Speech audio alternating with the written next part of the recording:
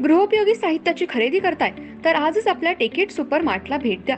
कडधान्य, डाळी, साबण, ब्रँडेड कपडे, शूज, सायकल, कॉस्मेटिक्स हे सर्व मिळण्याचं एकमेव ठिकाण म्हणजेच टेकेट सुपर मार्ट. 5,000चे भरपूर डिस्काउंट. कमीत कमी 4,999च्या खरेदीवर 5 किलोमीटर पर्यंत मोफत घरपोच सेवा. पत्ता पंचवटी चित्रमंदिर जवळ, 332 रोड. संपर्क 92 97 97 5000.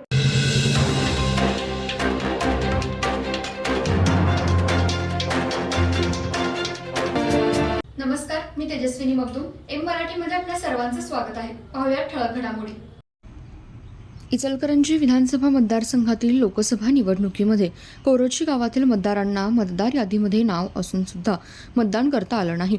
याच अनुषंगाने युवा महाराष्ट्र सेनेच्या वतीने व रमेश पाटील यांनी निवडणूक आयोगाच्या विरोधात न्यायालयात जाण्याचा इशारा दिलाय. ज्यांना मतदान करता आलं नाही त्यांच्यासाठी न्यायालयीन लढा युवा महाराष्ट्र सेनेच्या वतीने लढणार असल्याचं महाराष्ट्र सेनेचे सॅम आठवले यांनी सांगितलं. इचलकरंजी विधानसभा मतदारसंघामध्ये लोकसभा निवडणुकीच्या पार्श्वभूमीवर कोरोची गावामध्ये 50 ते 60 जणांना मतदानाचा हक्क बजावता आलेला नाही.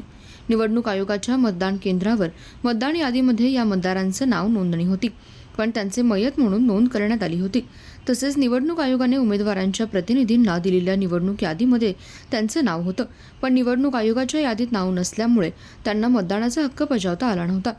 त्या दिवशी कोरोची येथे कुमार विद्या मंदिर या शाळेमध्ये 50 लोकांनी बूथ केंद्रावर हे आंदोलन केलं होतं. यावेळी निवडणूक आयोगाने तुमची दखल घेतली जाईल, पण तुम्ही तुमचं आंदोलन मागे घ्यावं असं आवाहन युवा महाराष्ट्र सेनेच्या सॅम आठवले यांना केलं होतं. पण 2 दिवस जाऊन सुद्धा पुन्हा निवडणूक आयोगाने कोणतीही दखल घेतली नाही.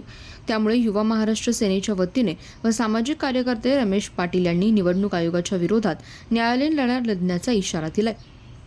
एकीकडे निवडणूक आयोग जनजागृती करत आहे, मतदानाचा हक्क बजावा व लोकशाही जगवा असं आवाहन केलं आहे. पण 6 महिन्यांपूर्वी कोरोची गावामध्ये ग्रामपंचायत इलेक्शनमध्ये या सर्वांनी मतदान केलं होतं, पण लोकसभेला त्यांना मतदान न करता आल्यामुळे त्यांना मतदानापासून वंचित ठेवण्यात आलं. त्यामुळे हा घोळ कसा काय संपणार याचा सवाल निर्माण झालाय. त्यामुळे न्यायालयीन लढा लढणार असा इशारा सामाजिक कार्यकर्ते सॅम आठवले, रमेश पाटील यांनी दिला. जे कोरोचीमध्ये मतदारांच्या यादीमधून नावं डिलीट झाल्यात त्या संदर्भातला जो विषय होता, तर नंतर मिळालेली माहिती नेज, कुंभोज, त्याचबरोबर कबनूर आणि इचलगंजी आणि आजूबाजूच्या अनेक गावांच्या मध्ये तिथं सुद्धा असंच झालंय. व्यक्ती जिवंत आहेत, त्यांच्याकडं वोटर आयडी आहे आणि यादीत बाहेरच्या नाव आहे, पण आतल्या प्रशासनाच्या यादीतनं नावं डिलीट केली आहेत. हे BLO आणि निवडणूक अधिकाऱ्यांची चूक आहे. तर त्या संदर्भात त्यांना अजूनही कुठलाही मतदानाचा हक्क मिळाला नाही. ते मिळण्यासाठी आम्ही विनंती करतोय. तर नाही जर त्यांनी 2 दिवसात आम्हाला हक्क या सोमवार दिला तर आम्ही हायकोर्टात जनहित याचिका दाखल करतोय या संदर्भामध्ये. कारण मूलभूत हक्क हा प्रशासनानं मतदानाचा या मतदारांच्याकडनं काढून घेतलाय आणि तो हक्क परत त्यांना मिळावा म्हणून न्यायालयामध्ये आम्ही दाद मागण्यासाठी याचिका दाखल करतोय.